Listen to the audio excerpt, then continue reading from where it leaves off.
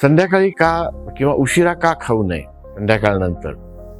त्याला दोन कारणं आहेत. एक म्हणजे आपली पचनशक्ती जी आहे ती सूर्याच्या तेजाप्रमाणे चालते. सूर्यास्त झाला की आपली पचनशक्ती मंदावते आणि त्यामुळे पचन व्यवस्थित होत नाही.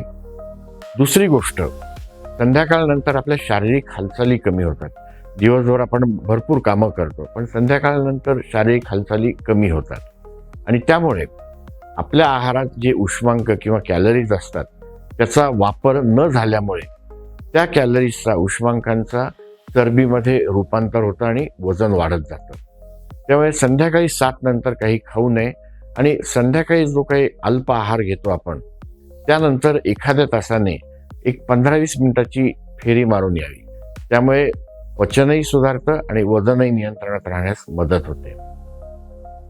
आता कुठल्या वेळेस किती प्रमाण? तर सकाळी नाश्ता हा भरपेट असायला हवा.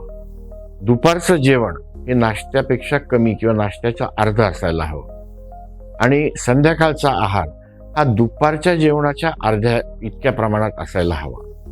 म्हणजे सकाळी भरपेट जेवण, दुपारी त्याहून कमी आणि संध्याकाळी अत्यल्प. त्यासाठी इंग्रजीमध्ये 2 म्हणी खूप महत्वाच्या आहेत. पहिली म्हणजे breakfast, eat like a king. Lunch, eat like a beggar. Dinner, eat like a miser. दुसरी म्हण आहे की ब्रेकफास्ट, ईट अलोन, भरपेट खा. Lunch, share with your friend, म्हणजे अर्धच खा. आणि dinner, give it to your enemy. जे डिनर इतकं घातक असतं की ते दुश्मनाला द्या. यावरून आपल्याला संध्याकाळच्या आहाराचं महत्त्व लक्षात येईल.